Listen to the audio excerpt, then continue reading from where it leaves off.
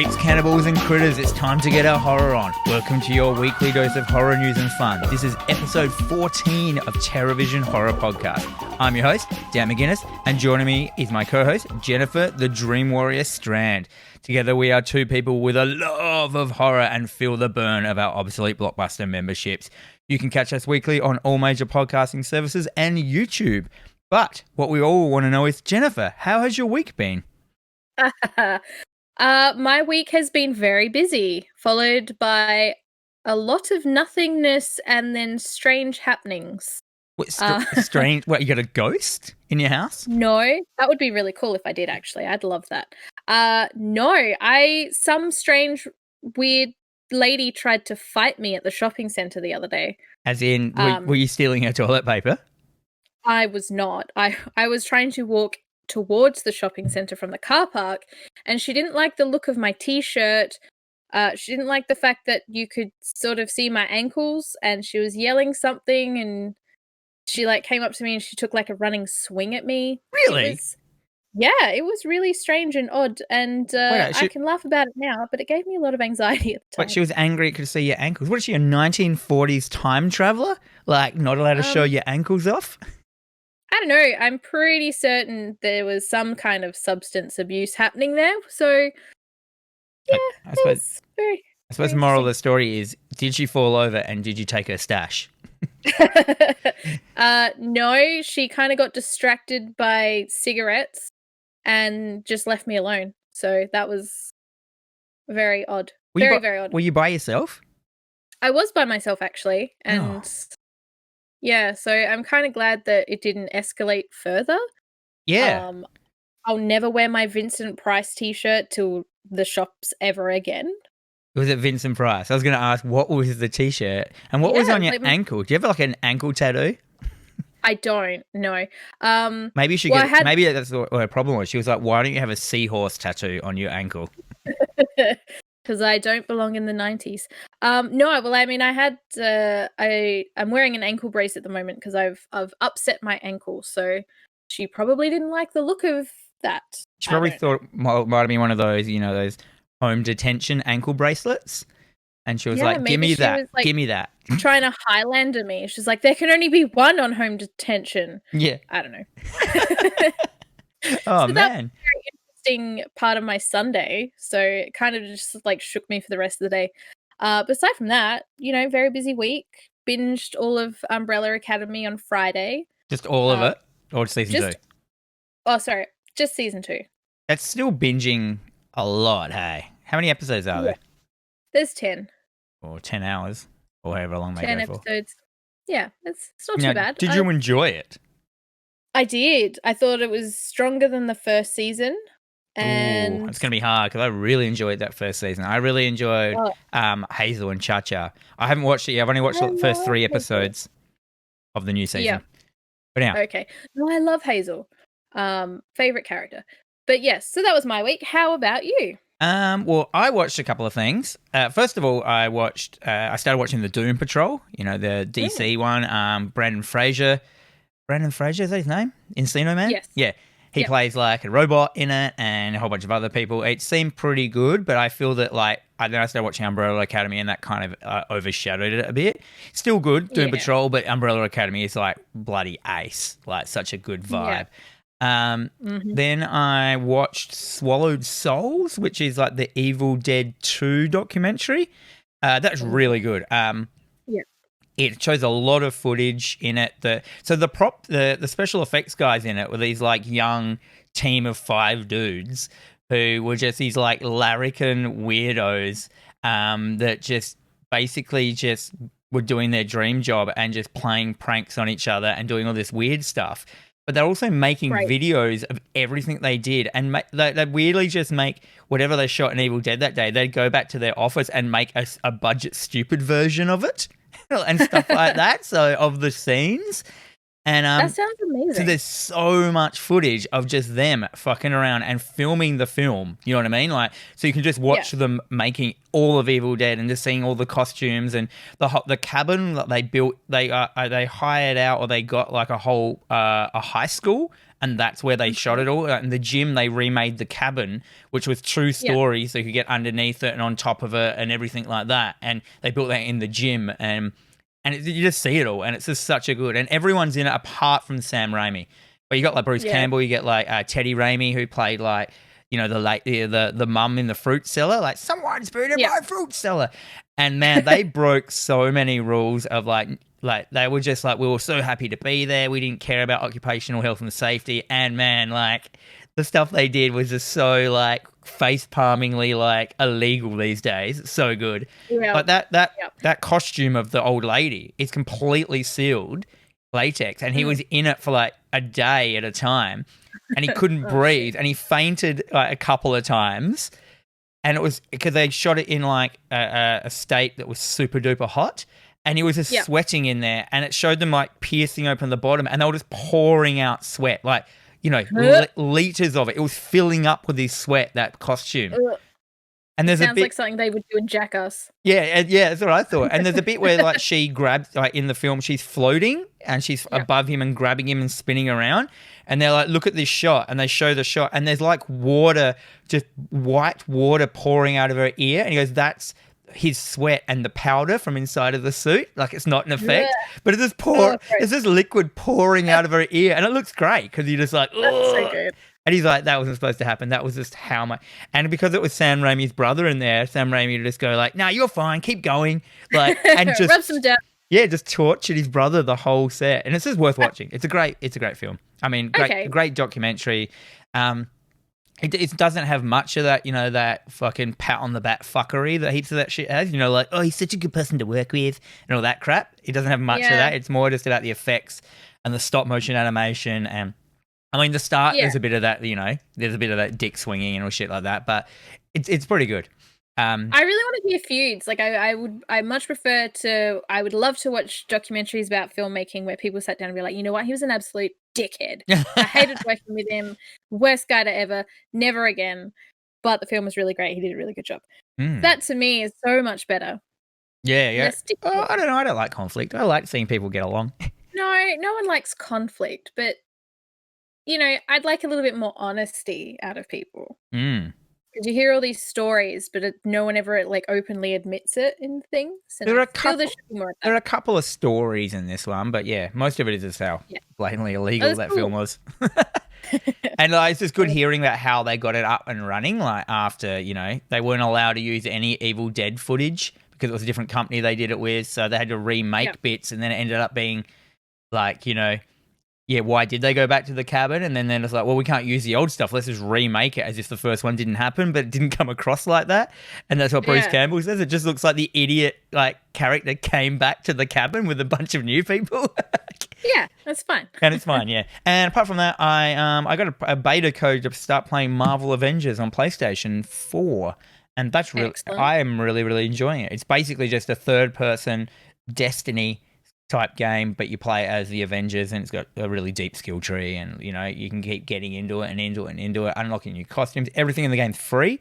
There's no in-game purchases, so it's basically the more you play, the more, you know, you get like points or whatever, and then you can just use those points to unlock costumes. Everything moves. I reckon it's going to be great. I reckon people are going to go nuts over this game, because it's so deep Marvel nerdism. And you can get as deep in it as you want. You can collect comics, like all the comics. You know what I mean? Like, that's so cool. You can collect, you know, everything. And it's all online. So you go in with 4 people and just, you know, and you can upgrade, like, you know, Black Widow, you upgrade her. And then if you play another person, because you're always going with 4, and it puts in 4 NPCs if you don't have to play with friends, but it puts in your version of that character into your team. So if you've upped her, that stronger version of her will be in your team as an NPC. So you're actually not just upping characters, you're upping your team. You're creating an Avengers team, which is really cool. Sure. That sounds like fun. We should get into the show. We've been like speaking for like, 10 minutes about just stuff and shit. We're shooting the shit, and that's what people want to hear. All right. So once again, we have done what we did last episode of we did 3 homework episodes this week, meaning me and Jen watched 3 movies together, which I think works pretty good. I think that works well when we've both seen it, if you know what I mean, because we can bounce off of each other. kind of thing. But we also do our single movie. So we've done one movie each. Did you want to start, Jen, with your rogue movie? My rogue movie. Yeah. My full of regrets rogue movie. Oh dear, because this is done by someone you you hold in pretty high regard. I know. So I rewatched Lords of Salem by Rob Zombie. Hang on, you rewatched it, so you already knew you didn't like it. Well, okay, so the first time I watched it was when it was released in 2012. And at this point, it hadn't been released in Australia. So I had to buy a copy from the UK, have it shipped over for an exorbitant amount of money, only to find that I didn't like it. So I haven't watched it since. And I thought, oh, you know what? Like, I wouldn't mind giving it a rewatch. Like, I love him. And yeah, no, it could be good. And it's not. Nah. So it's not. And so is this part of like the House of a Thousand Corpses like trilogy, 4G? What is it? Like up to? His 3 from Hell trilogy. It's not. It is a standalone film. It's basically set in the city of Salem, and this coven of witches are burned at the stake, and as they're being burned at the stake, they vow to, basically the future generations of all these people that have burned them are going to pay dearly with their daughters. Oh dear. Yeah. I want to hear the write up. We have to do that every week for every movie. Like the letterboxed synopsis. Oh, this is basic. So the tagline: "We've been waiting. We've always been waiting." Oh.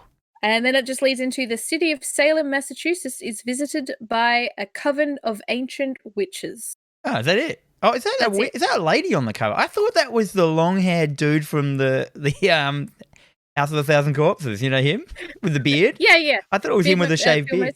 Because he has that makeup, doesn't he? Pretty much. I think at one point he has something very, very similar. Yeah, in House of a Thousand Corpses, because I watched it the other day. Like he has that that symbol as well, I think, on his head. Quite possibly. Anyhow, it is big in Rob Zombie lore now. So basically, this one character, she's a disc jockey at a radio station. They receive this album called The Lords. When it's played, it sort of has this weird effect on her, and she starts sort of spiraling into this, something's happening to me kind of thing. Was it Lord? Did you say? It's The Lords. Oh, it's not Lord, like the singer girl. No, that would spiral me into some form. Randy Marsh. Yeah. I am Lord. That would have been better. So yeah, basically, this was a film that Rob Zombie was given complete creative freedom. I just don't think he's that good. He cannot function with creative freedom. Even in interviews, because I sort of read up a little bit about it, and I don't like shitting on his stuff, but at the same time, he doesn't give two shits who I am or whether I'm shitting on his stuff or not. Shit away, woman. Shit away. The concept is great. I like the idea of, it's set in Salem. I like the idea that she's a radio DJ. It reminds me of what's her name from Texas Chainsaw Massacre 2. I love that kind of thing. So the concept's there, but it's just so very poorly executed. Oh man. He uses a lot of needless imagery for the sake of trying to generate this weird feeling of like as if you're watching a nightmare unfold. Is that like when within like House of a Thousand Corpses when you just cuts to like close-ups of TVs and really arty art school kind of crap? Is that what you mean? Yeah, like he definitely has this whole art school vibe. He knows what he's huge into horror and he knows what he likes, but I don't think that he can I don't think his brain allows him to calm the fuck down, think about what he's doing and actually do it. Because once he was told that he could do whatever he wanted, he had his original script and he's like, well, what I had versus what was the final product were two very different things. Man, if I had creative freedom and money, I would just make the goriest film. It would just be like a demons. It'd just be Evil Dead, but different. Yep. You know what I mean? Like.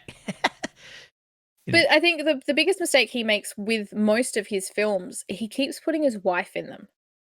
Oh, really? Like, Which one's his wife?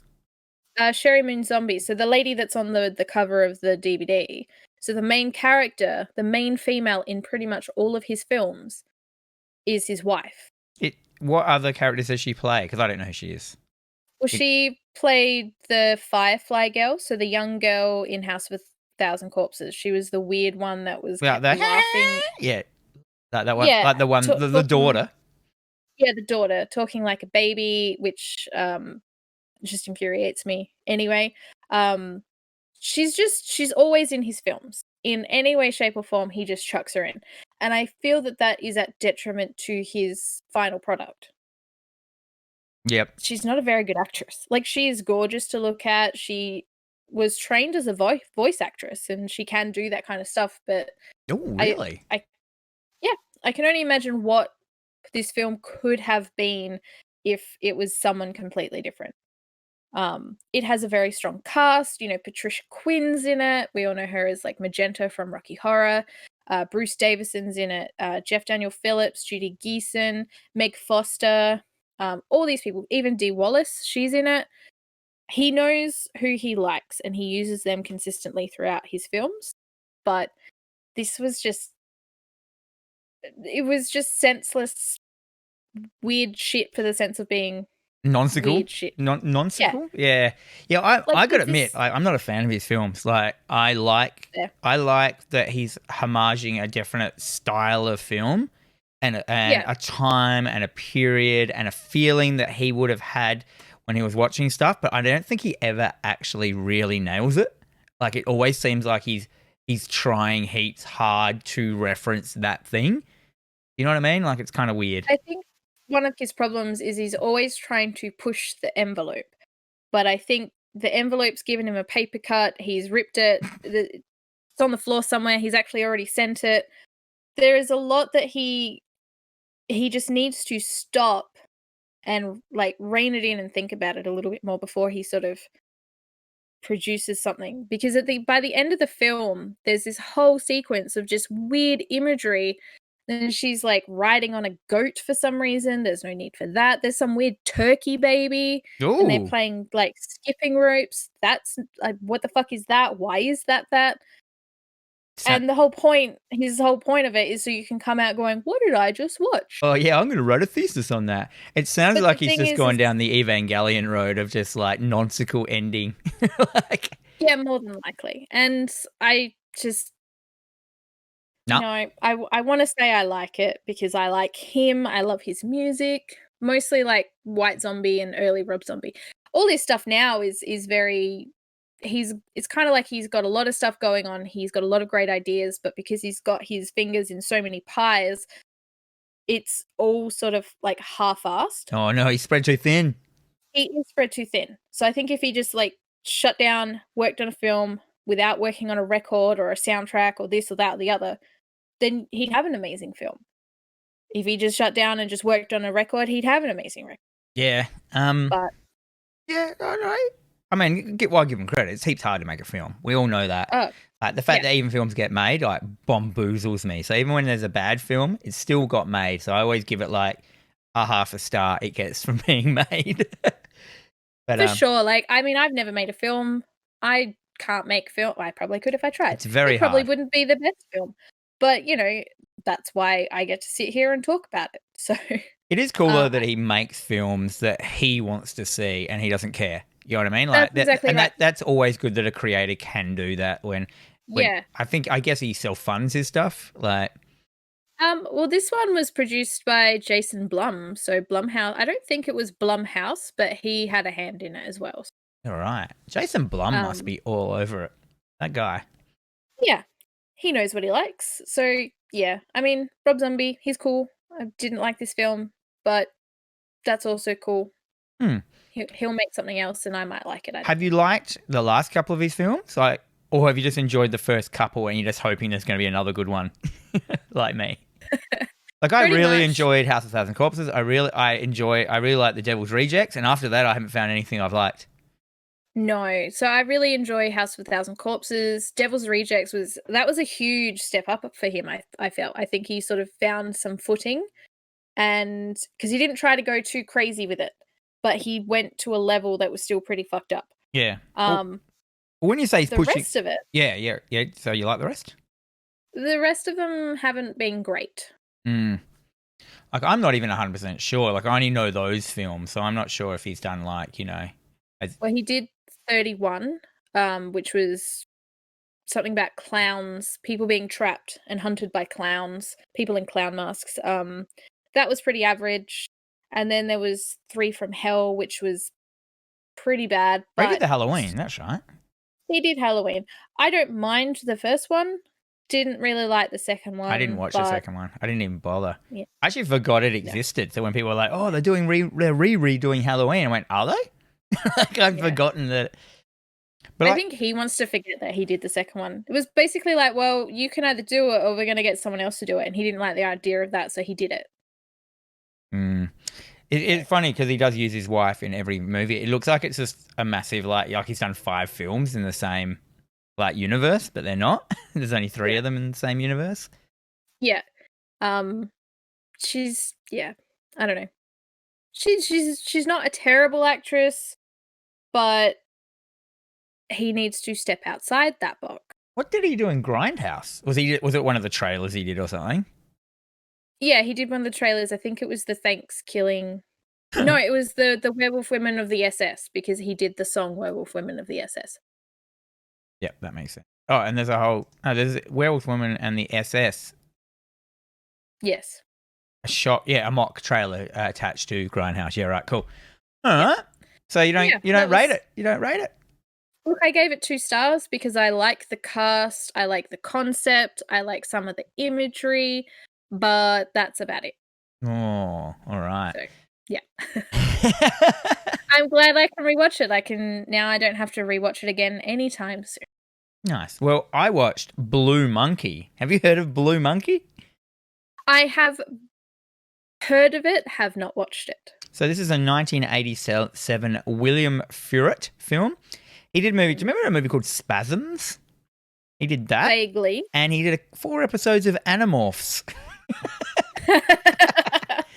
Which recently has been my favorite payout that I saw, like, on social media. Someone had put a picture up of an Animorph, and their payout was, that dude looks like the middle picture of an Animorph, like, as in, and I'm like, that's a great payout.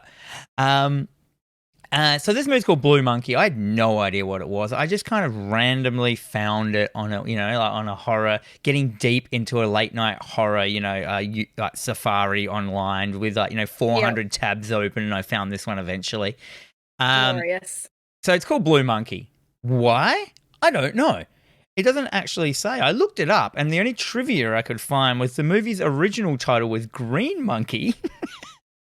But was changed at the last minute to avoid confusion, since there was a popular conspiracy theory at the time that green monkeys had spread AIDS to the humans. Right. Well, the only thing I know about is the jade monkey from The Simpsons. Is like, you must find the jade monkey before the clock strikes midnight. That's all I know. Well, the reason it's called Blue Monkey is because at one point there's a bunch of little kids who are having nightmares, and within their nightmares they mention there's a boogeyman which they named the Blue Monkey.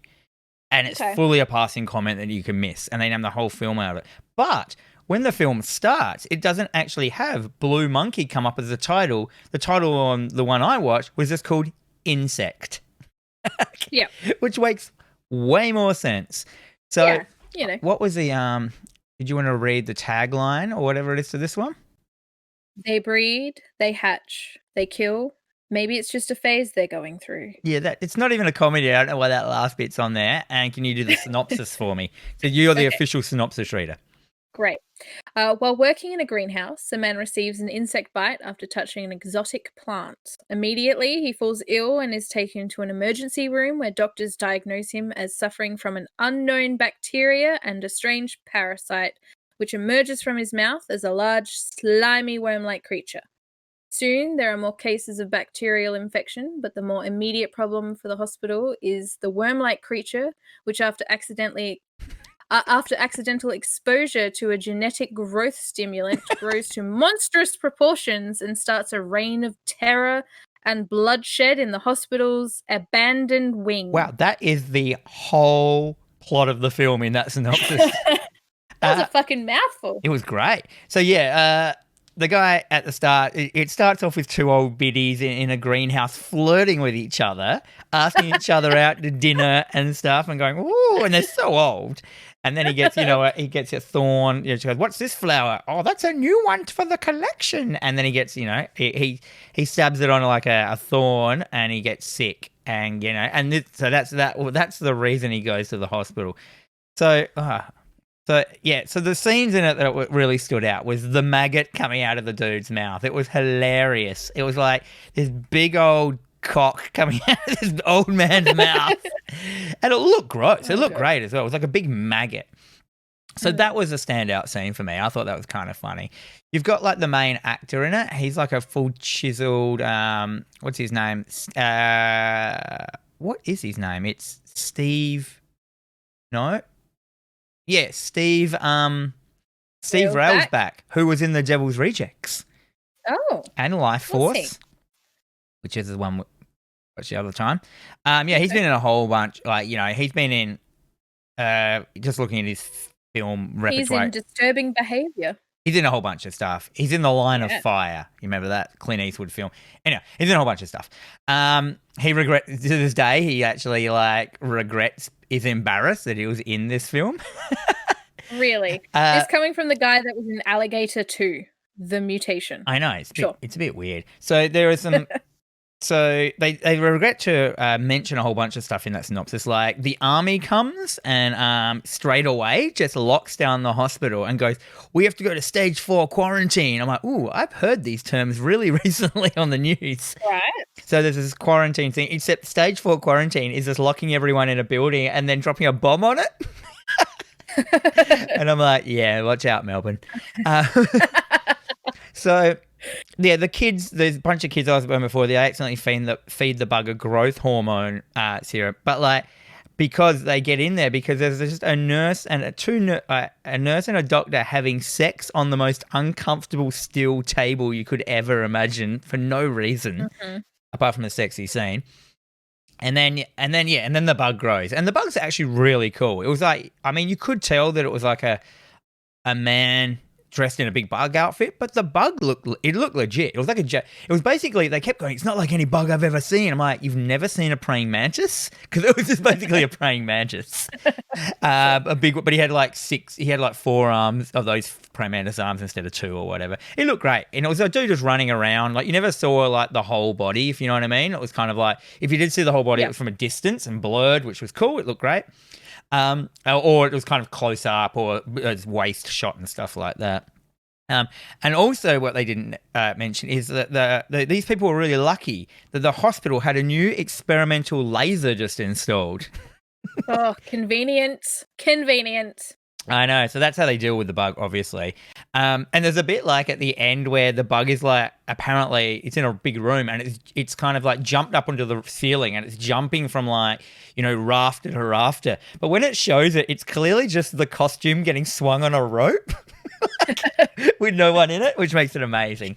Cool. It's got wicked overacting, everyone yells, everyone is just so intense, and it's just, but it flows along quite smoothly and quickly. In a lot of those old films, nothing kind of happens and you get bored in bits, where every scene kind of is funny or got horror in it, which is kind of cool. Okay. There is a really gory scene of the bug, because he's got pincery kind of arms or whatever. He grabs someone from in front of him or the neck and chops their head off, and it looks so good. But when he chops it, it kind of pops up, and I don't know if he was supposed to do it, but then the guy in the costume caught the head again with the bug's pincers, when it pops up, and there's all this blood coming out everywhere, and it looked like for a 1987 film, I thought it looked really gory. But then again, I thought back, and I'm like, hang on, this is years after Evil Dead. Am I giving this film more credit than it? And I fully was, because in my mind I was watching a mid-70s film. It feels like it even looks like a mid-70s film, but it wasn't. It was unless it got released really after it was finished, because in that Evil Dead documentary they were saying, because Evil Dead came out in what was it, 81 or whatever it was, but they said that they'd finished it at 78 or something like that, and it took 3 years to come out. Yeah, I think there was an aquatic horror that was released. It was originally made in the 70s and released in the 70s, but it bombed hard, so they just took it off and then re-released it around the same time as like Leviathan or one of the other aquatic horrors, and they just like renamed it, and it did really well. Oh, So damn. I can't remember which one it was. Really shunned away. Anyhow, this film was well made. It was very clear. I had a really the version I watched was really nice. It was off of film stock, so it was like had nice grain on it. It had some really beautiful shots. There was lots of shots like because the hospital had like an underground place where the bug was hiding. And there were lots of shots of corridors that were lit at the end and people walking into it with silhouettes or away from the bug like that. And they looked really good. Nice, beautiful shots. So the DOP was obviously had his shit together. So it wasn't just crap shots. Like there was heaps of effort put into the bug. There was a ladybug, as in like the queen laying eggs. So there was this threat of like, within like one day there was going to be 600 of them, and then after that there'll be like 1,200. You know what I mean? Like, and then it would take people and like cocoon them into big blobs on the roof and lay eggs in the body and keep them alive. And like supposedly the agony they go through, like getting injected with the things, which was a lot of things about being like that recently. Films we've been watching, injecting stuff into people and growing. But yeah, I mean, if you love your big bug films, it's worth having a watch. Like I was just like, this is the reason why this came up is because it's very well made and might be overacted, but the effects look good. It moves along, the plot goes along, and it makes sense. You know what I mean? Like it doesn't. It's not one of those stupid films. You know when people just do stupid shit? The only stupid shit was the people having sex on the table. I was like, what? I mean, it was the 80s, mate. You'd had to get whatever you wanted, even if you were at work. True. I mean, you had me at Big Bug Film, so Big Bug Film. Big Bug Film. But yeah, so great little flick. I can't remember what I gave it. Probably 3 stars. What did you give it? You gave it 2.5 stars, Dan. Oh yeah, well 2.5, 3. It was fine. It was okay. It wasn't because they were having sex on a table. It's definitely you want to be you have to get in. You have to know that you're watching an old film when you watch this one. Like, and as soon as you do that, like. I always find I enjoy the films more as soon as I go, well, it's an old film, I don't expect much out of this. And then I suddenly get, like, I love it. I was like, because I'm always happy. Yeah. Well, that's about it. That's all you need. Shall we move on to homework? We should. Homework!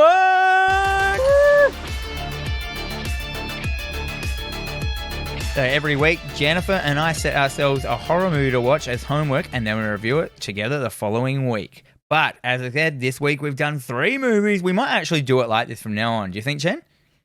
I think so. Do you like watching so we can work out at the end of the show what 3 films we're going to watch and then go from there. So the first one we watched was Night of the Comet, 1984 by Thom. Like Tom with a H. What's his name? Eberhard. Eberhard. Yeah. So what is the synopsis of this film, Jen? Okay. They came, they shopped, they saved the world. Well, they didn't, but yeah, okay. They really didn't. So 2 girls from the valley wake up to find that a passing comet has eradicated their world and left behind a mysterious red dust and a pack of cannibal mutants. Cannibal mutants? Okay, sure. With the help of a friendly truck driver, the girls save the Earth from a villainous think tank, karate chop their way through flesh-eating zombies, and, of course, find time to go to the mall. Now, what did you think straight up of this film? I really liked it. So did I. I didn't. Oh, why? No, I'm leaning more towards I really liked it because I've actually been thinking a lot about it. Yeah, recently. It was really fun. Like, yeah, it was going for that comedy horror, and I think it kind of did it quite well.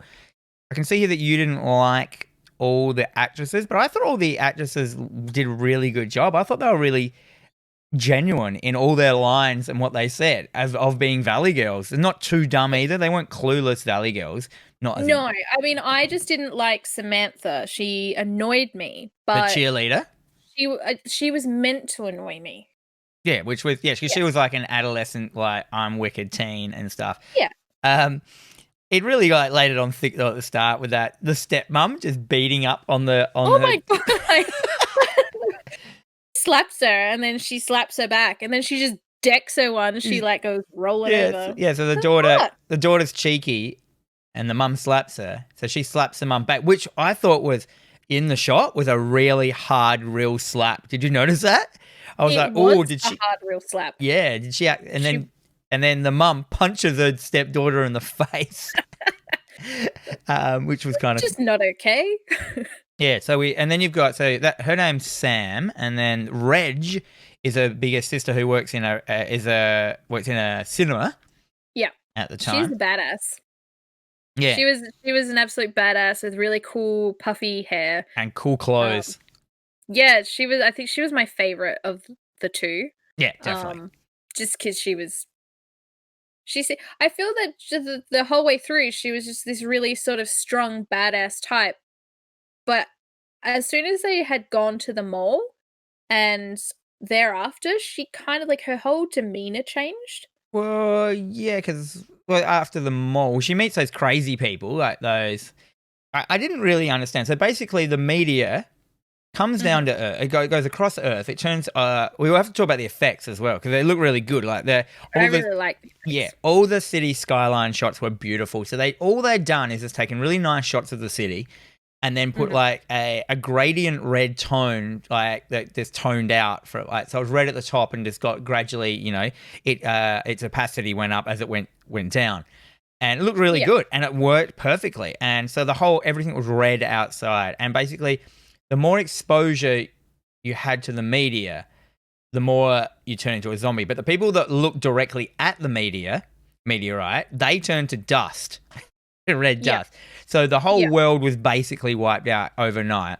And anyone that was in a steel box, so something like a shed or a projection room of a cinema or stuff like that, they were okay. But they were still all slightly being exposed to it. So the people who just were out there and didn't look at it, they turned into zombies and were rotting away. So you've got a Mega Man vibe, then you've also got the zombie vibe, and then you've got the government that comes in to try and save everyone. But of course, they're the evil scientists that are, from what I could tell, they're injecting the blood of normal people into themselves to sustain their own life. Yeah, so what had happened, like the geniuses that they are, they were surrounded by steel, but because one of the scientists, she was explaining that they were surrounded by steel, but what they didn't consider were there was ventilation. Yeah, the air ducts. Yeah, so they had been very, very slowly subjected to the comet passing, so they were all very, very slowly becoming these mutants. But not everyone was affected. No. Like Reg wasn't. Yeah, no, she wasn't. She was because she had no exposure to it at all. Oh, okay. So it didn't matter. Yeah. So the scientists were finding the survivors so that they could siphon the blood to either prolong their life or cure them completely. Yeah. They were the dumbest. They were supposed to be the smartest people in the world, and they were like the dumbest people in the entire world. Like their plans were so dumb that it almost was just such a face palm. Like, but as I said, oh my god. The shopping scene was wicked. I really enjoyed that. Where they're like, "What are we gonna do?" Like, when she's like, "You want to go shopping?" I don't think my credit card works. And then it's like, "We don't need a credit card." And then there's this like 80s montage of them shopping and dressing up, and I was like, "This is wicked." I like the bit. She's like, "Oh, which one do you think is better?" She's like, "That one." Or why that one? Because it's going to stay in fashion longer. Like, well, the world's ended. There is no fashion anymore. But okay. Yeah. I loved the soundtrack as well. Like, I honestly would love to have that in my collection, but I don't think it's available. Yeah, it was really, really, really good. The soundtrack actually, like chronically good. I was like, "Oh, nice." See, I liked all of Sam's lines, like the young cheerleader. I thought her lines were really funny how she delivered them, and when stuff happened, she's just like, like just really matter of fact, like just there's some of her lines were ad-libbed as well. So the bit where they're shooting the guns, and she's like, "This wouldn't have happened if this was an Uzi." Anyway, it was an Uzi. Yeah. Like, it was an entirely improvised line. So, that kind of worked for me. But those guns were Uzis that they were firing. That's what I thought was funny. Because I'm like, it was an Uzi. Like, no one is But I like the idea that their dad, who's like left, was like an army. You know, he was on the base and he was an army base dude who wished he'd had boys, and he taught them all like hand-to-hand combat and guns and everything. So that was the excuse where they could fight. And I was like, yeah, this is wicked. And I'm like, I'm okay with that. Like that works very well for me. I found that there weren't as many mutants in this film. There was nothing. There was really not a lot. Yeah, there was no gore. For a start, no, it was borderlining on a horror film. I was like half watched it. I'm like, oh, is this just a science fiction? But it's labeled as a horror. There are zombies or whatever kind of thing, and that's why I suppose it was enough to tip it over into the gore. I'd say it's like an action, sci-fi horror kind of vibe. It looked nice. It had really great vibes. I like the Omega Man vibe of it. Like they emptied out a lot of streets for that film. Like they did, and a lot of it was animated as well. Like some of the scenes with the school or some of the cityscape wasn't just completely cleared out, but it was animated. Someone had come through. It was very sort of comic book like. I think I was watching something and they were talking about how some of it was absolutely animated, which I think was a really cool effect because it kind of reminded me at one point. I'm like, that looks like the Batman animated. Oh, movie. You're right. The Paul Dini one. Is that his name? Doesn't matter. Paul Dini. You got some notes here I can see? Yes. First, we can recognize this as a Christmas film because it was shot 11 days before Christmas. The whole time they're like, don't forget to do your Christmas shopping. Yeah, I was like, is this going to be like my new Gremlins? Like when it was coming up and they were like, there was all like reefs on the doors and Christmas trees everywhere. I was like, ooh, Christmas movie. That's right. I like I love trying to find a new Christmas movie every year. Oh, yeah. I hate Christmas. It's fine. Oh. So Mary Woronov is in it. She plays one of the scientists. She was the mum from TerrorVision. Yeah, our TerrorVision actors get around, don't they? They really do. She also starred in Chopping Mall with Kelly Montgomery, who played Samantha. So that was really cool. We actually had one of our listeners as they came into my shop the other day, and he was talking about Chopping Mall, going on about that, Mr. Chater. I love Chopping Mall. Mr. Eric Chater. Shout out. And I was like, Chopping Mall, not my favourite, but you like it. I do. I think it was just a lot of fun to watch. I think it had a really good soundtrack. There wasn't enough chopping in it. It was just lasers. No, it was all lasers. There was no chopping. I know. Well, used to be one of the other working titles for the film was actually Killbots. So. Oh man, that would have been awesome. The Killbots. I would have watched that too. So the original working title for this film was Teenage Mutant Comet Zombies. Oh god, should have been Cheerleaders. Teenage Mutant Comet Cheerleaders. That would have been even better. Yeah, that would have been good. Night of the Comet's pretty good though. Like, and once again, this was just another one of those like deep dives that I did. Like, just found this film on a list. You know, I think I mentioned it in one of the. Oh no, this was mentioned in that big documentary we watched, In Search of Darkness. They mentioned this, and I was like, I've never heard of this. I need to watch this one, and it's worth it. Yeah, exactly.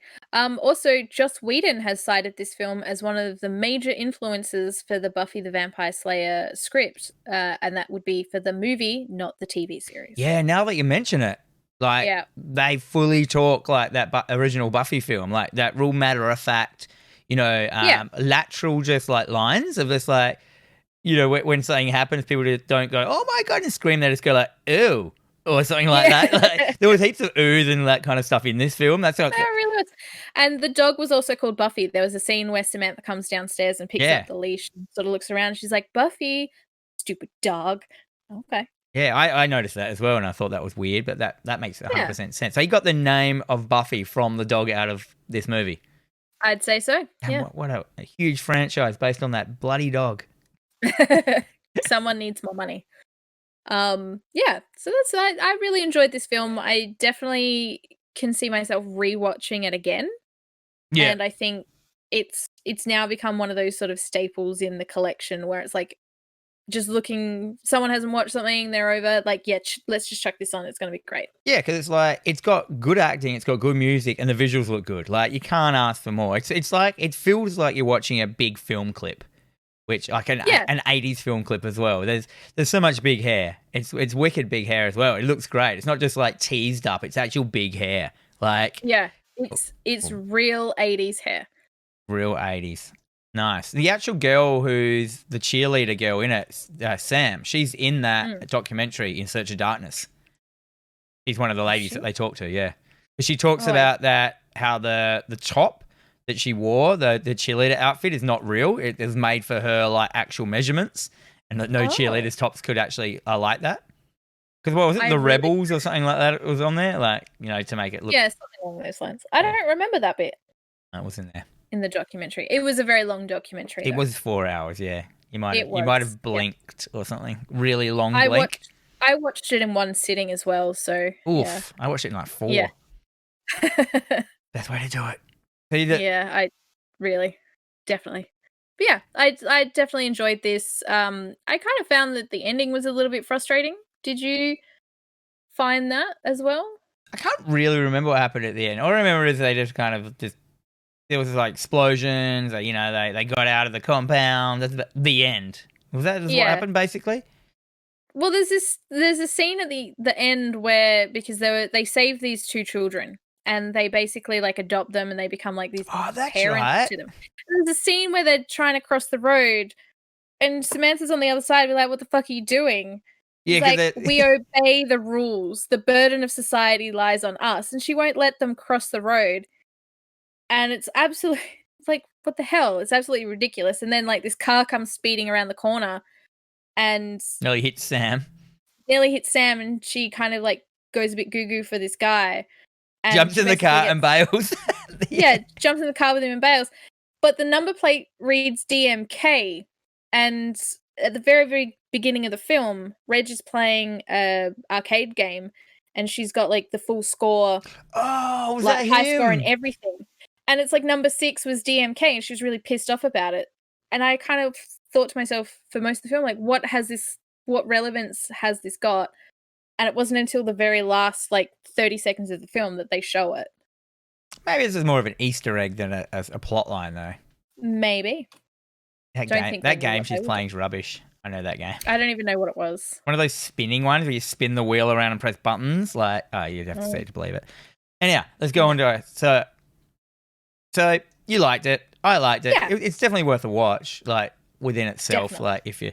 Like for full horror fans, like, don't go into it expecting you're going to see like, you know, zombies with heads ripped off and gore. The zombies just look like there's no blood in the whole film. It's just like an 80s romp of fun and and hair and shopping and cityscapes, basically. Anyhow, second film. It was good. Second film, that was our film. That was our so that was the one we said we were going to watch. And these are our 2 now added ones. So second one we watched was Demons from 1985, which we only watched this because, remember, last week you watched Night of the Demons, was it? Is that what it's called? That's right. Yes. I got them confused. Confusing them. Yeah. Yeah, so I got them confused and finally found a copy of the original Demons from 1985, which was directed by Lamberto Bava. He did the screenplay, but it was also... No, he did the director, but the screenplay was by Dario Argento, which we all know stuff like Suspiria and crap like that. Yeah, this one was very strange because there were so many... I feel that this one was... There was a lot of fingers in this pie. A lot of chefs in this kitchen because Lamberto Bava and Franco Ferrini and Dario Argento and then someone else, they were all involved in the script process. Yeah. And basically coming back to each other going, oh, what about this? No, I don't like it. Throw it out. Let's do this. And then Dario Argento also produced it. So there was a lot of people that had hand in this film. I thought, I don't think you liked this film, but I really liked it. To me, this was like a weird callback to Evil Dead. It might have been done. Yeah, because it was done a couple of years after Evil Dead. So it had the demons. Oh, let's read the tagline first. Let's do that. Yes. They will make cemeteries. Oh my God. Their cathedrals. They will make cemeteries their cathedrals and the cities will be your tomb. Ooh. That's a terrible tagline. But okay. A group of people are trapped in a West Berlin movie theatre infested with ravenous demons who proceed to kill and possess the humans one by one, thereby multiplying their numbers. Textbook just what Evil Dead is, basically. Pretty much, yeah. Yeah, so first up, it was set in like Berlin. I I was like, oh my God, have I downloaded a foreign film? Not that there's anything wrong with foreign films, but I was like ready. And then there was no talking in the film for like 10 minutes, did you notice? Like I was just waiting like, oh my God, is it a foreign film? Is it a foreign film? And for so long, 10 minutes doesn't sound that much, but 10 minutes into a film with no dialogue when you're trying to work out whether it's is in English is a long time, which was fine. It was in English. Very, very clear, crisp, overdubbed English. Did you notice that? Yeah, so a lot of the Italian films were dubbed back then as well because it was made in English. Like they were saying English, but it was also dubbed over. So is that just their vibe in Italy? Italian? Yeah. Well, because a lot of the time like so even if you're speaking English, like there are accents which sometimes people don't understand accents. So that's what happened with a lot of the Italian films. Most of them were done in English but then redubbed anyway. Yeah.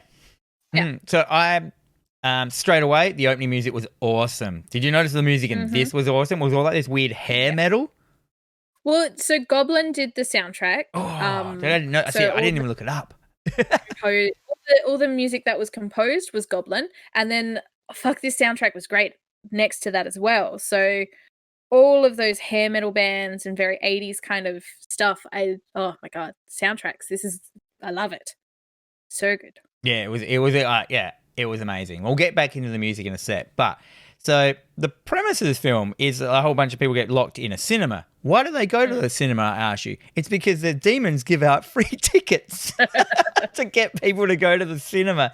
And then they show a film, which I assume the demons had made, which was basically a film of another demon attack, basically. Yeah. But it was an acted film.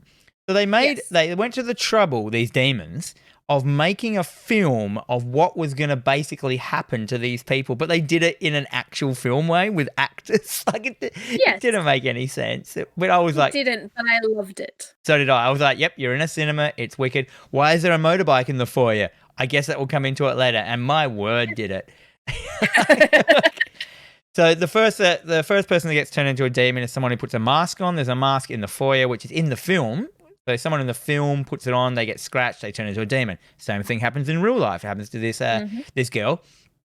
She runs to the bathroom because it starts to hurt, and my word, does this film escalate quite quickly. Did you find that? Oh my God. Yes. Oh, it was so good. I loved it. Basically, she's looking at the scratch on her face, and a big giant pimple pushes its way out like the size of a golf ball, explodes in green pus on her face, and I was like, oh my God. Amazed. Oh my Lord. Lordy. And then it just had my favorite thing ever, like which I've always loved from Evil Dead, is this green goo pouring out of people's mouths. Their makeup was awesome. They had red contacts in, which looked cool. All their veins were really like the makeup of all the veins in their face was gross. They looked gross. Like they looked like the kind of thing you don't want to turn into. Like they were pussy. They were weeping wounds all over them. And then it had that bit as well when he's transforming, and because they got big teeth, and it shows her teeth coming out, and her teeth didn't just grow; teeth came from underneath and pushed her normal teeth out. Like, they've gone to all this trouble for this full-on detailed gore, and that's what I just went like, you know what? Hair metal music, gore, and this level of gore, deep gore, but not gore as in like sickening gore like Possessor. It was still fun, you know what I mean? Like, it was ridiculous. Like, For me, I don't like stuff happening with teeth, and I don't like stuff happening with nails, and they did both of those things, but they did them so well that I was just sat there like, oh, I don't want to look. Yeah, because the nail... Damn, they've done a fucking good job. It's just like splitting in two. Yeah, the nails that came out because they had clawy hands, it pushed their other fingernails out first and shit like that. And I was just like, yes!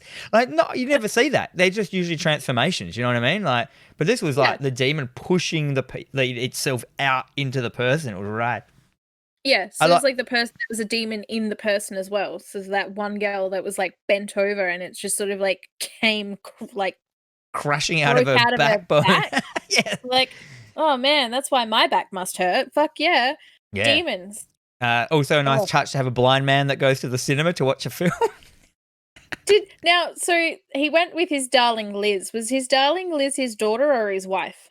It was his wife because she was cheating on him. Yeah, I thought she was a bit slutty. I'm like, you shouldn't be doing that. Yeah, I know. And her cheating on him with a really ugly man as well. Just like another extra. Yeah. So then it cuts to, so these demons start attacking people. They're barricading themselves in. It's quite, it makes sense. Like, all the continuity's working within, it's all within the cinema, which is great. So, you got an upper level, a bottom level, you got air ducts, you got behind the screen. So it all makes sense, which I really appreciated. It wasn't just like random rooms everywhere. And then it cuts to a bunch of punks. 5 punks in a car cruising along, snorting cocaine out of a Coke can, listening to White Wedding. The song. Is that Billy Idol?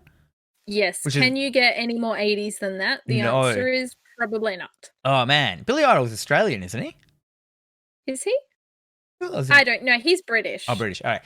Anyway, this scene was amazing. Apparently, the scene, because they spill their cocaine on the they knock it over and they're trying to get it back, back. So they scrape it into an envelope with a razor blade. Apparently, that was the scene that caused the most controversy and led the scene being the most censored all over the world. Was that scene out of this film?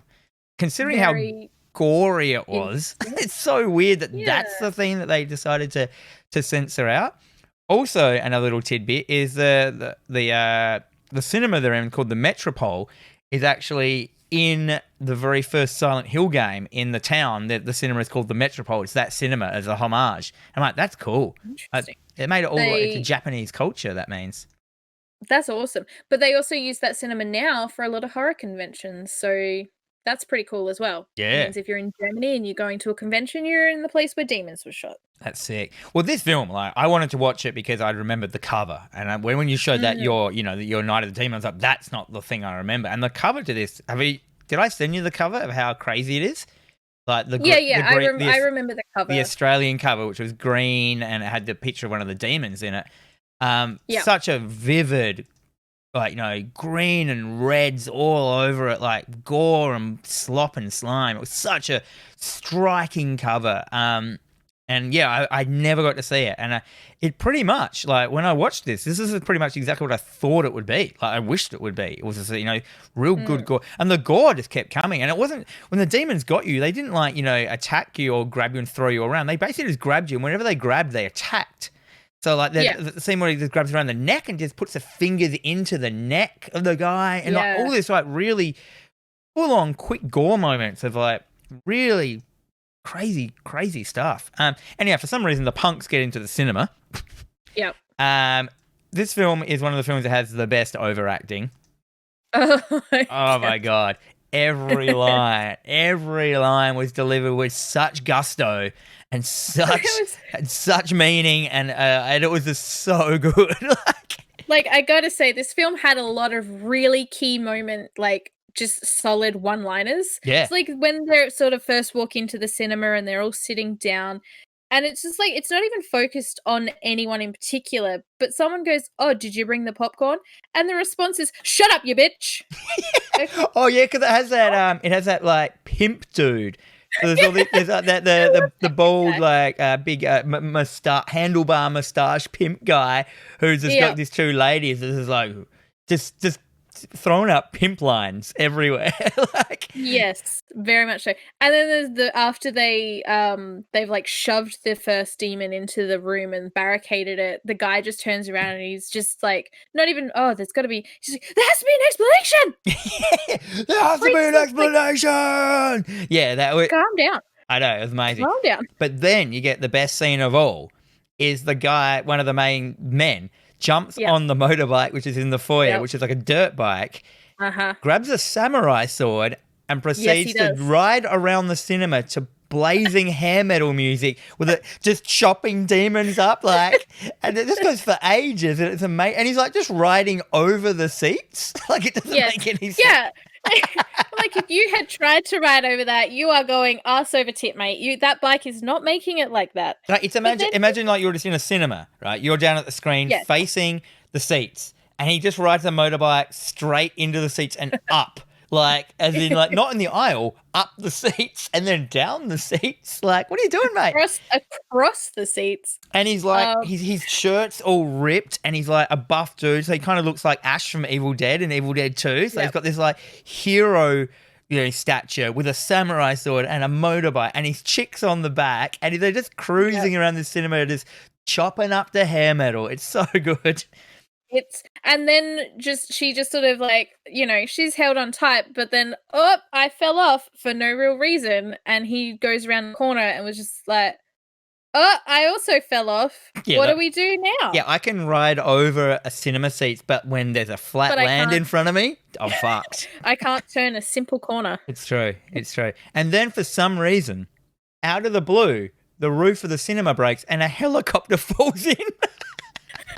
And I was like, okay. And I was like, sure, why not? A helicopter just fell into the cinema, and that gives them an excuse to get into it and turn the helicopter blades on and chop up people's faces, which I'm 100% fine with that. Exactly. Of course it makes total sense to the plot. Of course it does. I mean, the only reason I could think is that there would have been a helicopter pad on the roof, and so much, crazy destruction has happened with the zombies. I mean, the demons, is it falls through. Yeah. It doesn't matter. It's fine. Sure.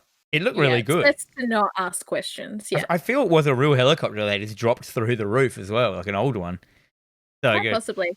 Yeah. Well, because I like I say, like I kind of zoned out this film. I think I kind of like had a 2-second nap, because when the helicopter dropped through the roof, I was, did I miss something? Yeah, you did. Have I fallen asleep? Have I missed a bunch of shit? What is going on?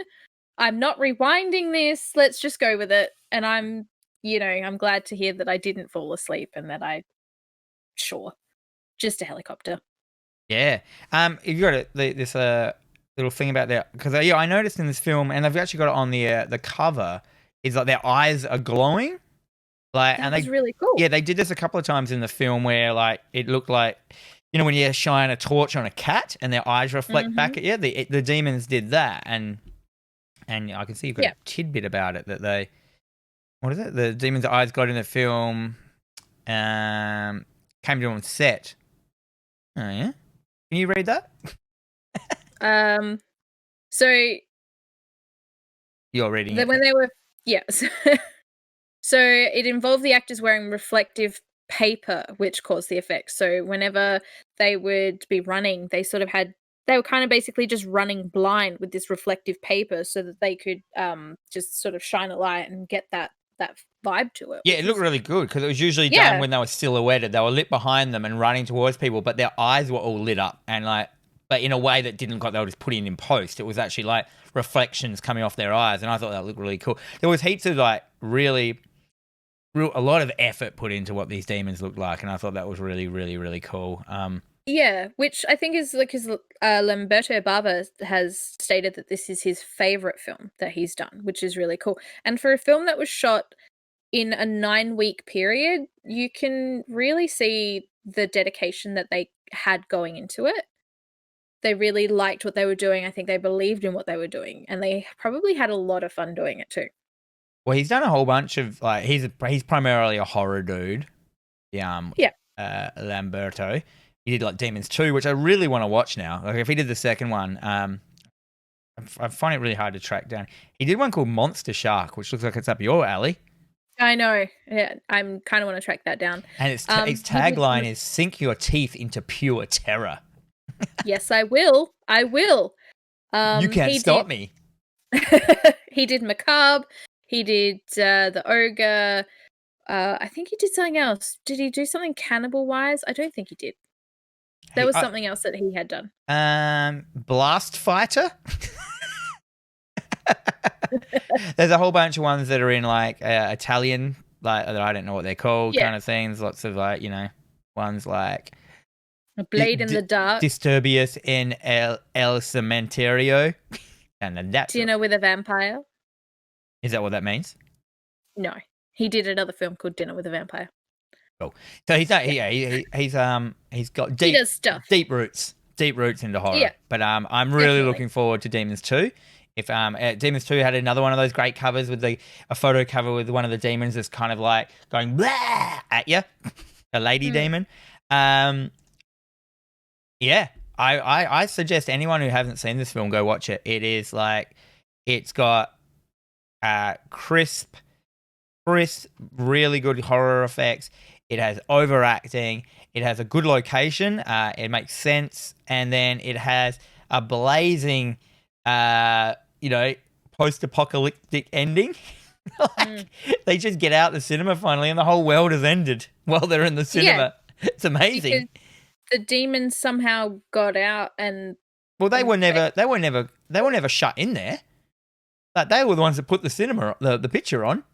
Yeah, that's true, because there is no reason that it's probably best not to ask questions. Yeah, there's no reason. Like, if the demons could have just done that at any time, why did they do it in the cinema? And then why did they take over the world whilst that was happening in the cinema? It doesn't quite.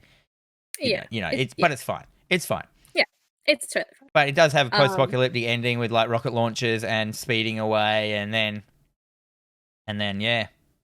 Yeah, I liked the ending. I thought it was. I wasn't expecting it, and I'm kind of glad it happened. You said that you wanted it to be a comedy, but I'm pretty sure it was a comedy. Hey. Well, that's the thing. Like, I don't know if it was a comedy or if I just thought it was amusing, because it wasn't supposed to be fun. I don't know. Yeah, it's kind of like, was it like Evil Dead 2 where it was flat out comedy, or was it just conveniently amusing? Well, Evil Dead 1 isn't a comedy, but it's still got those funny elements in it. Like, Sam Raimi is just a funny, weird dude. And I think this dude just puts those kind of same elements into it. I mean, it's a heavy R. It's a heavy R rating, eh? Like, it's actually worth being an R rating now. Like, if this film came out now, it'd still be R rated. You know what I mean? Like, which is great, which is a hard thing to do. Like, because, we're so desensitized now. We've romanticized violence to up the wazoo. So, like, it's true. But yeah, this would still get an R, I reckon, if it came out today. So give it a watch. Yeah, definitely. And a fun fact, the Demon's logo that is used was actually used for the biker gang's insignia in Nightmare Beach. Oh, really? Yes. So the biker gang in Nightmare Beach, they were called the Demons. And the logo that they have is exactly the same. They just stole the branding. Pretty much, yeah. Right. I think all those directors are all friends, so it's fine. Yeah, they don't care.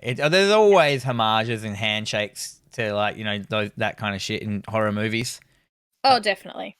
I mean, lots of them have, like, whenever there's a bedroom scene with a kid, he always has posters for other horror movies up, like, which clearly are just, the director's favourite films and crap like that. So, our third film for this week was Slither from 2006. James Gunn. We know James Gunn from small films like Guardians of the Galaxy and Guardians of the Galaxy 2. Also, he did Lollipop Chainsaw, the best Xbox video game ever. Yes. Is it just Xbox, that game? I played it on Xbox, so as far as I'm concerned, it doesn't exist on any other console. Fair enough. I understand. Yeah, I mean, James Gunn is a gun. He also did Super. Do you remember? Did you ever watch Super with Ellen Page? Yes, that movie was really good. Yeah, so he did that as well. Apparently he did Suicide Squad. I didn't know that. He's doing the new Suicide Squad, yeah. Oh, he did Movie 43. Yes. That weird skit film with heaps good actors that meant nothing. Yeah. Which wasn't fantastic. No, it was a good experiment, but I feel it would have been a better film if his scenes had actually made some sense. Anyhow, back to our film. Slither. Yeah. Yes. Slither, 2006. So, straight up, Nathan Fillion's in it. Nathan Fillion, you may know him as Captain Mal from Firefly. And Captain Hammer from Dr. Horrible's sing-along blog. He's in Castle and The Rookie. He's in Castle as Castle. Yes. He's in a bunch of stuff. Anyhow, he's a voice actor in Halo. He's always like one of the soldiers in all the Nerd Halos. Lady's kind of wet dream, apparently. He's what? He's like Nerd Lady's wet dream. I feel he's like a housewife wet dream. Nerd housewife wet dream. Because to me, he's like, he's got a bit of his neck is always a bit too fat for me. Well, he's carrying the weight of the world on those shoulders, so it is true. Yeah. So he's in it. Also, Michael Rooker's in it. And Yes. Michael Rooker, as we know, he's like the guy from Mallrats who owns the TV show, gets the chocolate covered pretzel That's from Brody or Jason Lee. forever and always. That's how he shall be known. Yeah, but like, I think most people remember him as the blue guy from Guardians of the Galaxy. Star-Lord's like kind of a fake dad. What was his name in that? I can't remember. Really annoying me. I'll find out. Hang on.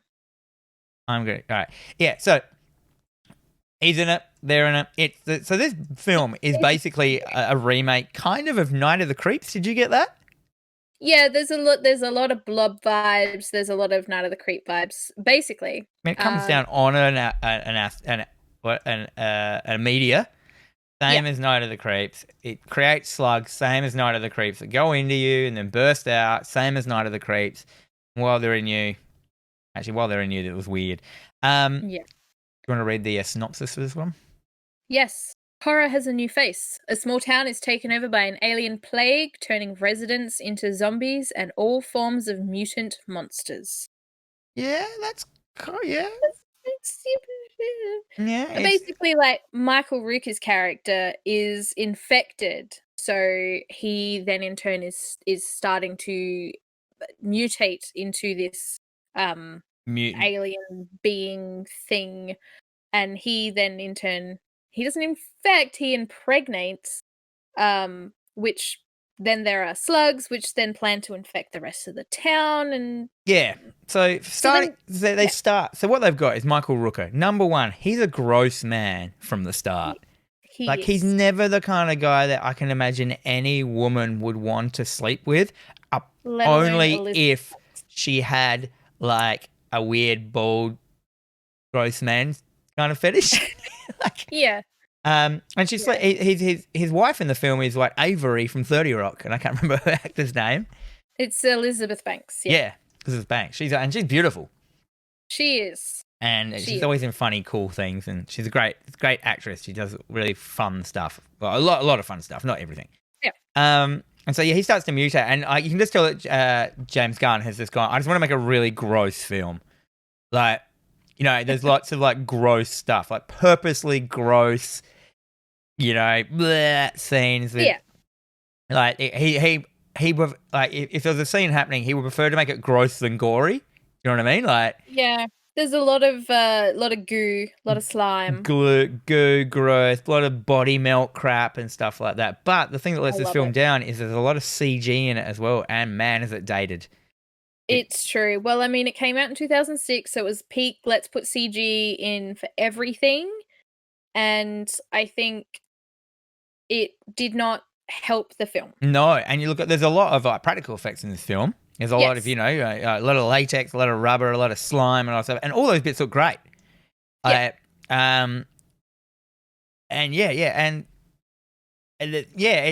the bit like, one classic example is, you know, when his arm stretches. Yeah. His arm kind of just stretches and it's big and long. And Nathan Fillion bursts in because Nathan Fillion is a local cop. And he bursts in and he like turns around. He's all like, ah! And he runs out the room and this big rubber arm is just flopping everywhere and just hitting shit off, you know, tables and stuff. And it's supposed to look funny, and it does. And just that looks perfect. I'm like, that's why you use practical effects, because that was hilarious. And then they just called him like Squid Man from then on, because he's like... See, that was so. A fun fact about that scene was Michael Rooker had actually dislocated his shoulder in an earlier take doing it, and didn't want to tell anyone because they were on such a time constraint. So him running out there kind of bent slightly down so that his his fucking shoulder was detached. That's made it even more grosser because it did look funny. Like, it really did. But I also liked afterwards that anytime they were trying to just figure out where it was, they were using little squid stickers. Yes. So when they had a map of all the attacks, they had little squids. Yeah. And they were forming like a kid's book sticker of a squid. All the practical effects are amazing. When he impregnates the girl and she goes massive, I balked out loud when they showed that because I was not expecting it. Like, So I hadn't watched this film in a while, and I did not remember that. And I'm like, aha, it's me after taco night. yeah, so that this girl gets full of Glorious. eggs, and she's like as big as like, you know, a double garage shed. She's just a Yep. gigantic round girl with it's just a round ball of flesh with her face on the front. Just like she Yeah. can still talk, and I don't want to see me like this. yeah, Don't look at me. Hand me that possum over there. I'm hungry. yeah, because it eats heaps, and yeah, they did all that as well. So there's not only is the gross effects, but there's the gross idea that when you turn into these things, you are ravenously hungry for just raw rotting meat, and so they keep raw rotting meat everywhere and eat it and stuff. So that was just, and there's flies and stink, and like, you know, it's just add to all the grossness, which I kind of appreciated that he wanted to make a gross film. You don't see many gross films, you know what I mean? No, And no. I think this film was so much fun. Yeah, because it was gross. Oh yeah, it was funny. Like Nathan Fillion plays that kind of, you know, really dry humor that he's basically Captain Mao. He doesn't have any other humor. You know, that's the way he acts. So sarcastic comments, like, you know, stating the obvious or paying people out for stating the obvious and stuff like that. And then so the big girl explodes, and you know, worms come out out everywhere, and then it just went from there. It just went crazy. Turns into this kind of half zombie apocalypse, half worm film. You know, half trying to save the world. What's going on? Lots of like all the zombie people start merging together into bloody Michael Rooker's gross big person, and he kind of still loves his wife, but they've all got a hive mind, so everyone loves his wife, which I thought was kind of funny.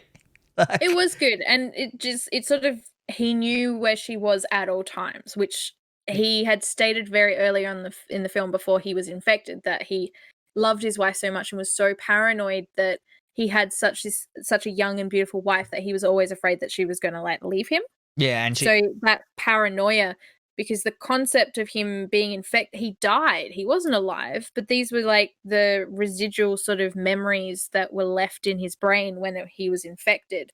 That's why he becomes like this crazy paranoid, my wife, you can't leave me kind of guy. Yeah, he was kind of just operating on his own instinct kind of thing. Yeah. Which was cool. I enjoyed that, and I thought that was really funny. And I like that whole thing of which they've done before. It's like the monster that, you know, that comes to a world, destroys the entire world, takes on its form, and then, you know, it was basically The Thing. You know what I mean? Yeah. Like, it comes, it assimilates everyone, then moves on. I don't know how it kind of gets on a meteor, or how it gets to the next planet, but it's fine. But yeah, the gross levels at the end, and then they went ham at the end with the practical effects, with the giant, like, the shunting. Oh, it was a shunting, just like in Society. It had people, big naked people, all just merged together, like, and I reckon that was definitely a shunting homage. I can't see how it wouldn't have been from Society, the film Society. Definitely. We are referencing right now, and within Society they have a what is it? It's a night. It's a not an ability. It's kind of a night where they all shunt. It's called the shunting, where they all body melt together and have sex, and that kind of happened at the end of this as well. A lot of sex jokes, a lot of grossness, a lot of eggs and semen, and There's this one line that he has, that Nathan Fillion has when they're at the school, and he's talking to the female police officer, and she says something. She's like, why is she with him? And he says something about something to do with Gina. And the kid's like, what's a Gina? Because he's clearly calling the other cop a lesbian. The kid's like, well, what's a Gina? He's like, it's people from another country. They're Chinese. Like, Chinese. Yeah, it had like that dry humor, which I liked. I like dry humor. I think it's funny. Yeah. Yeah. So overall, I mean, you can't even really put this in a category apart from Night of the Creeps and this. This film really stands by itself, don't you think? And you think, I mean, it's got the Blob kind of what? Yeah, it's like a mix mash. Faculty vibes to it. The Faculty, yeah. Faculty? I watched that recently as well. That's a great film. Were they slugs? They were aliens, but yeah, they were still sort of little slugs that infected the host and turned them into sort of zombie-ish kind of people. Not to that extent, but yeah. Do we They were have this? taking It's on our horror genre sheet. Is there something like this on there? Comedy horror, French horror, found footage. It would probably, I'd say, go under more of a body. So it's definitely body horror. Or Because monster? his transformation is just 100% body horror, which is fantastic. I loved his transformation the whole time. The fact that he's just like, oh, it's a bee sting. Oh, it's just a bug bite. Yeah, I Nothing just wrong. His, got bitten by a face is bee. pulsating. It's huge. No, yeah. Like all those lines I thought were really funny and like, and you got good actors in it. You got Well, it's the James Gunn kind of. It's kind of like Rob Zombie, where he's got his core group of people that he always goes back to. James Gunn has his core group of people that he also goes back to. yeah. You know, and they're all sort of strong fan favorites, which then in turn will definitely help the film because, you know, I like Liz wasn't overly keen on watching it. I'm like, well, Nathan Fillion's in it. She's like, I'm in. Did you like it? She loved it. She thought it was great. It is funny. Like it has that bit where the girl, the young girl, gets attacked by one, and it half attacks her, and it gives her all the knowledge because, like, you know, it half goes into her brain, and she can see it, and then she becomes like the clairvoyant that knows what's going on. I'm like, yeah, horror movies need one of them. You know what I mean? Like the clear person that explains everything that's going on. I was like, I'm happy with that. That it needed that because it's so ridiculous. But So yeah, I would call it's like a body melt, body horror, slimy, wormy, gooey, icky, fun romp. But the only thing, it's a cool film, but the only thing that lets it down is the CG. Which, you know, it's there. People are learning this lesson. I mean, CG now is at the time when it is looking better. Like, I mean, if you look at Guardians of the Galaxy, like the Rocket Raccoon, he looks fine. I don't think he'll date. You know what I mean? There's only so many polygons and pixels and triangles your eye can see before it starts to not look like a raccoon. Yeah, and I mean, like I say, because it was 2006, a lot of it was CG for the sake of it being CG, and you know, it was of that time. It's like because we can. Not for now. It's like they go back to the. Well, just because we can doesn't mean we should.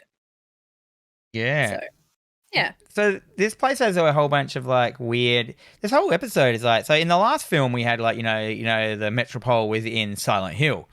This film there's a whole bunch of buildings as well. So basically the high school is called the Earl Bassett Hotel, and that's named after Earl Bassett from Tremors, which we did last week.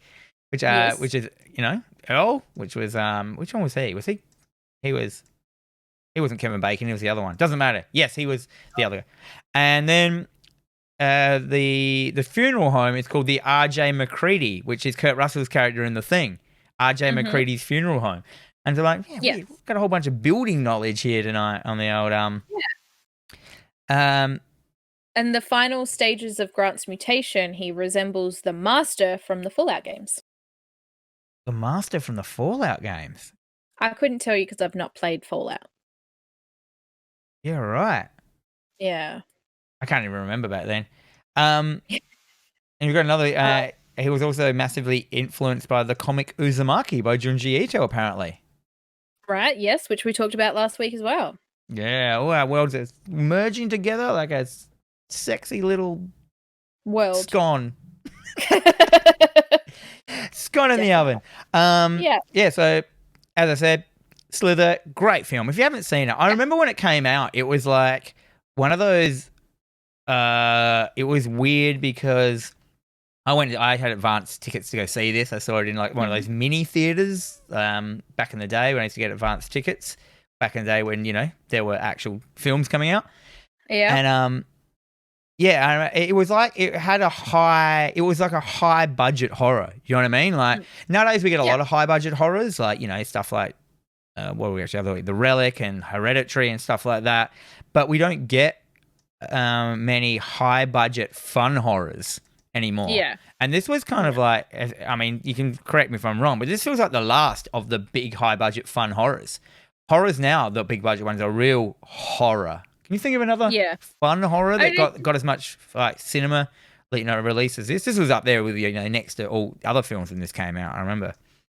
I can't think nothing crazy. I think like the last super big budget horror that was kind of fun was It Chapter 1, but it's different genre of horror. It's like it's completely different. Yeah, I think it would have been the closest thing. You're right. But yeah, it's still not comedy horror. No, with a big budget. Which is I reckon is a massive like no. Like no one kind of wants to touch that, if you know what I mean. I reckon James Gunn came in, he just wanted to do this. You know what? He was like, if it fails, it fails, but I really want to do this film. Like I've got this idea, I've written it, it's funny, I like it, it's gross. Get me Nathan Fillion. Well, they always work together on stuff, so. But yeah, I mean, it paved the way for him to do Guardians, and that was a great film. So yeah, I mean, if this got him to do Guardians, I love Guardians of the Galaxy. That and Thor Ragnarok, two of my favorite Marvel movies. Thor Ragnarok was probably the best one, I reckon. Yeah, it was so good. Like, I mean, because me working in a comic shop, I always hear the people like, "Oh, but it's not like Thor. It's not like the original content it's based on." I'm like, "Who the fuck cares, mate?" Yeah. Like, I just want to see a good film. I don't care how close. Like most of the other ones stick pretty close, so that's fine. And why are you complaining? You got like Planet Hulk in there. Like, you had Hulk on the other planet. Like they merged that in there.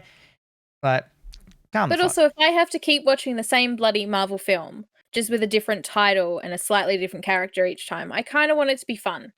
Did Thor Ragnarok have an Infinity Stone in it they were chasing? Because I know or was that just kind of about Thor and that just getting back from wherever they were? I can't remember. Yeah, I think it was just like, it was a filler movie, I think. Yeah, which was the best filler. Anyhow, moving on, let's move into horror news. Each week, me and Jen take you through the horror news you need to know about. Welcome to Horror News! Every time. I love it. My werewolf is getting better. Your werewolf bar mitzvah. My horror werewolf. My news werewolf.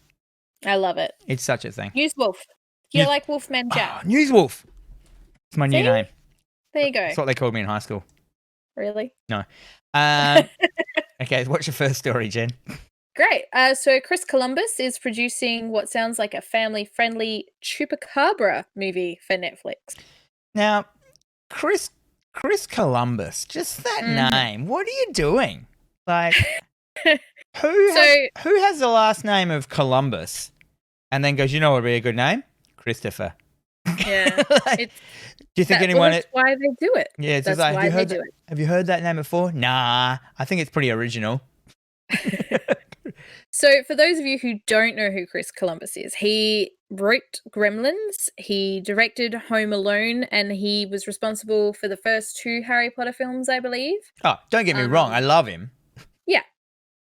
But I mean, and he also did Home Alone too, so you know my love for the Culkin. Did he do Home Alone 1? He did, yes. Right, he did Mrs. Doubtfire. He did. Hello. He did the movie. He's a very capable cinema person. He's good. The best thing is when you look at his profile on Letterboxd, it's just got Mrs. Doubtfire as his picture,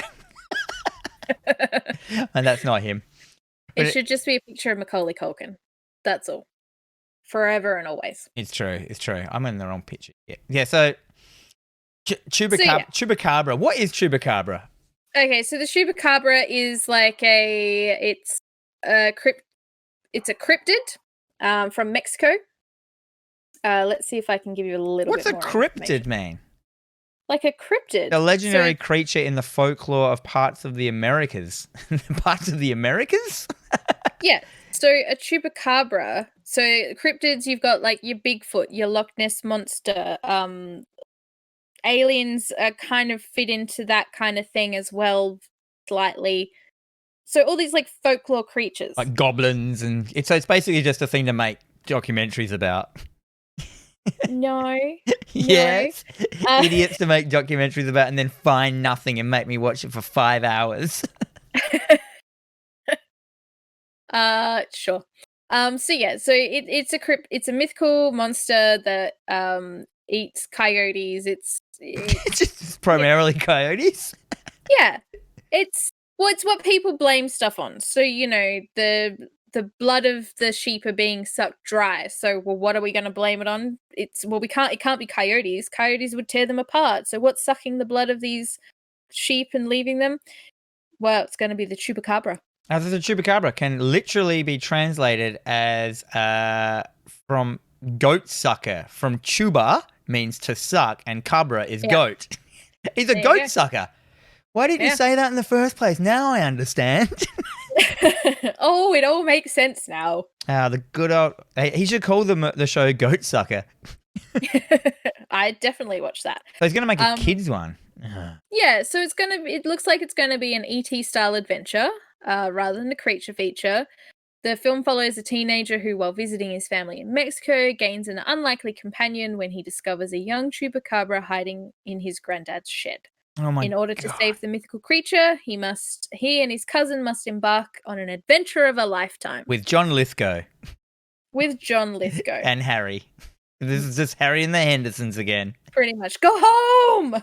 Do you remember that in... You don't belong here! Remember that in 30 Rock when Jack watches that? Go home to Frank. Oh, yeah, Frank. Oh my God. Oh, whew. It was glorious. If you haven't watched 30 Rock, you go right now and watch the entire 6 seasons. Is it 6 seasons? It is maybe, in my opinion, in this one soldier's opinion, the funniest television show ever. I think it is. I'm watching it again recently, and I think it's better than Seinfeld, and it may be even better than Frasier. That I can't comment on that because I don't know how. I only just watched it very recently for the first time. What? 30 Rock? 30 Rock, yeah. Did you just find it amazing? I loved it, and everyone talks about how much they don't like Jack Donaghy. Are you kidding me? We shouldn't like Jack Donaghy, and I'm like, he's my favorite. Oh my God. Every line he says in that show is amazing. And it's true, he is a horrible character, but it's hilarious. He is he's money. He's big money. With a heart of gold. Yeah, he acts like he doesn't, but oh man. Yeah. Such a good show. Anyhow, we digress. So go out there, watch 30 Rock. If you're a nerd, if you've got nerd tendencies, if you've watched lots of films, it has so many good references. It's so good. It's true.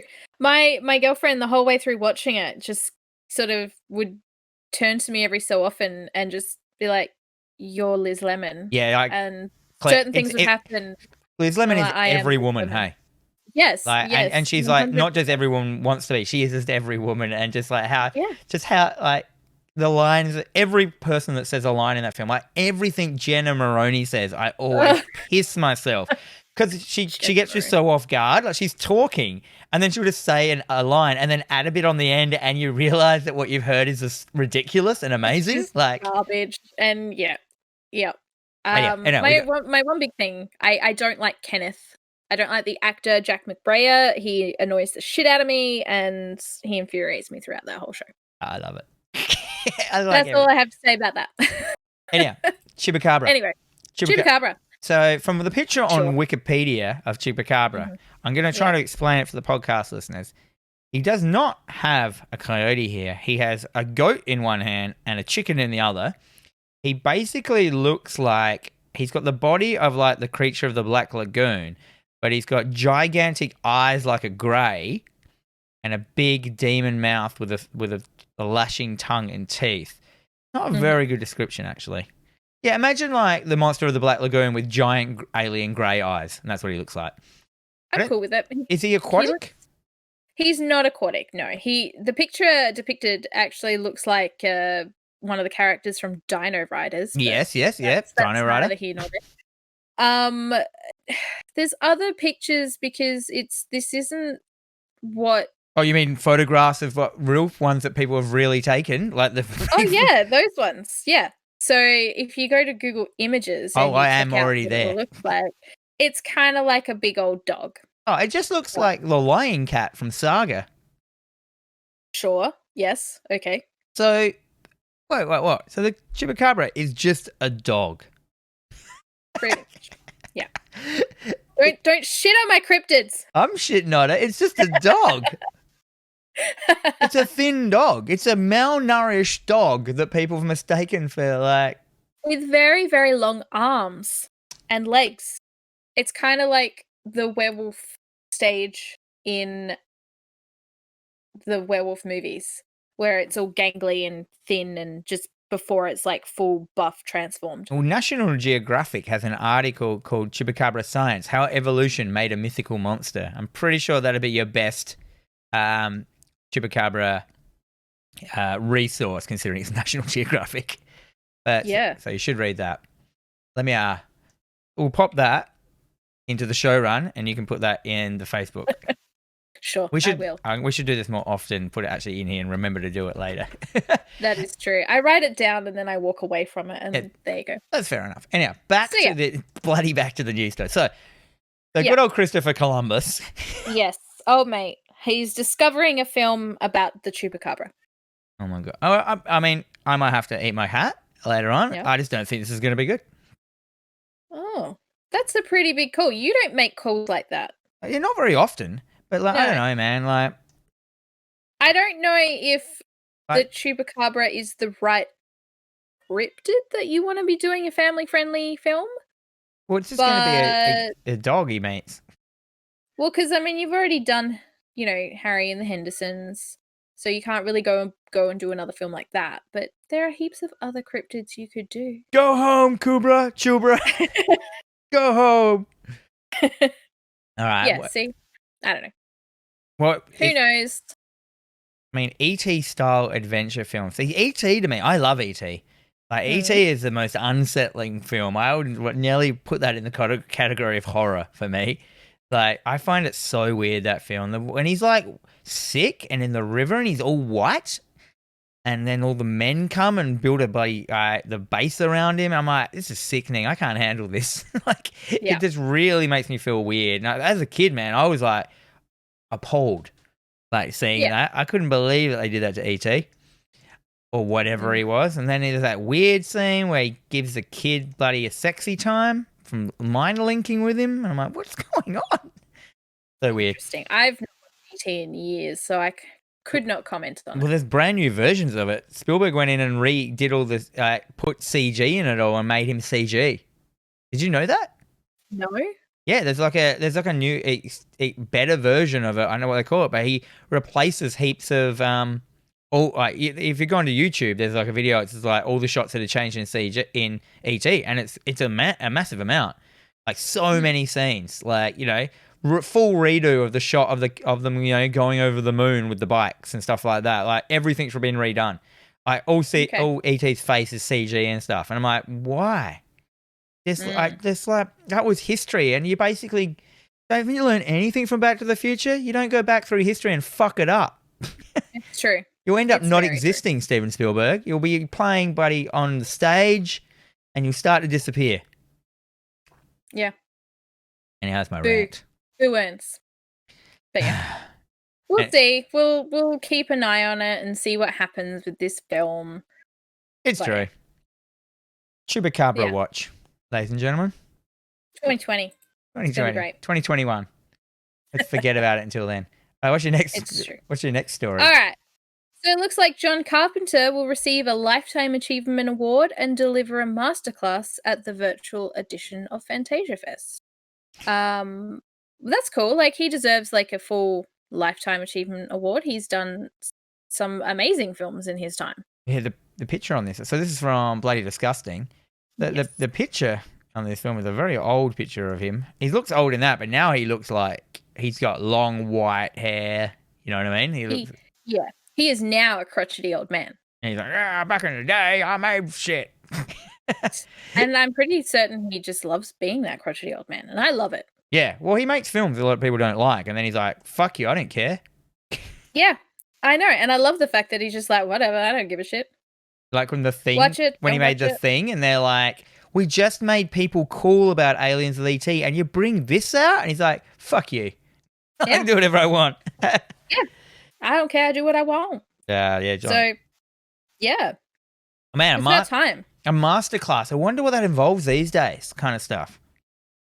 How much is it? I mean, so he would be talking about. So he'd just be talking about his career.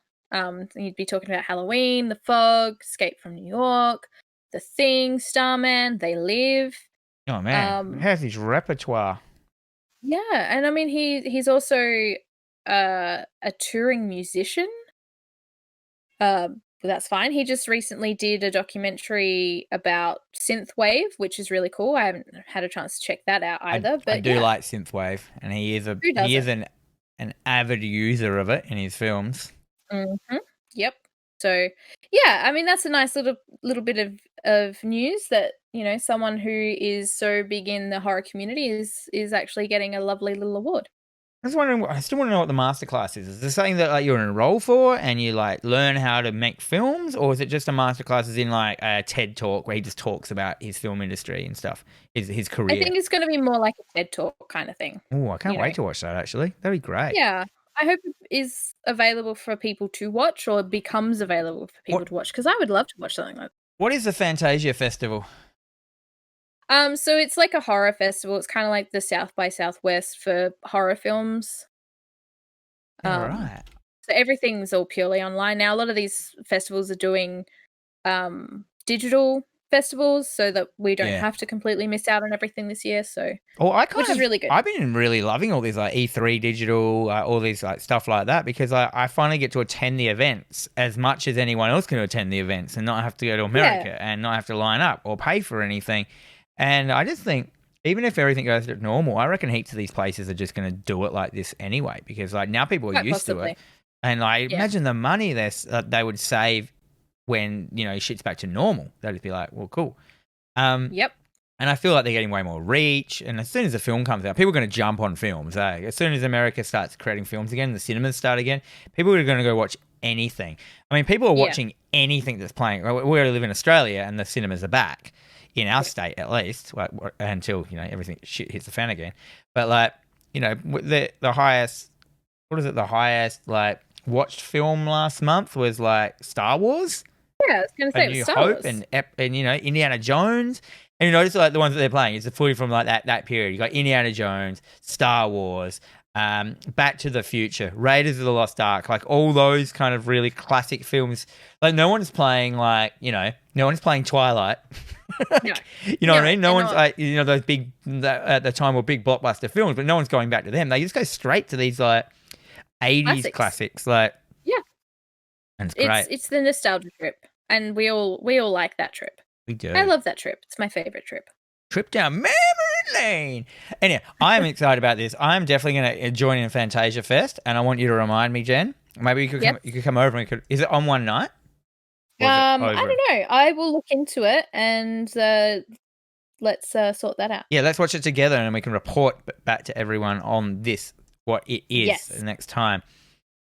How long? Oh, man, we've been going for way too long. You got stuff to do. I do have stuff to do. I have to go see a man about a house. I want to buy a new house. Yeah. A little bit of housekeeping. We are on... Oh, do you want to do this bit? Yeah, so we are TerrorVision Horror Podcast. We are streaming on all services, all good streaming services. All the best! All the best. SoundCloud, Stitcher, Spotify, iTunes. We are also on YouTube. So please, please, please give us a star rating, leave a comment, follow us, like us, interact with us. We love it. We have an Instagram at TerrorVision Pod. You can also email us any questions, comments, hate messages, death threats. Death threats, Anthrax. That's fine. TerrorVisionPod@gmail.com. That's it. Dan, you've got some housekeeping? Yeah, so I also do, if you want to hear a bit more stuff about video games and the video games I've been playing, I'm part of a video gaming podcast network called Hack the Dino Gaming over on YouTube, where we discuss all gaming news and what we've been playing and all sorts of stuff like that. We record a live show on Friday via Twitch, and then we put that show out as a VOD over the next 2 weeks on YouTube. So you can catch it up later over on YouTube, or you can watch us live on Twitch every second Friday, which is this Friday. And basically you can comment to us, call us names, poke sticks at us and stuff like that. I do that with Braden Dixon, Ben Rosenthal, and Floppy Starrick. There's 4 of us. It's pretty much the best video gaming show on the internet by far. Duh. Sure. And that's it. And sure. Wayne's World. And until next week, may all your dreams be nightmares.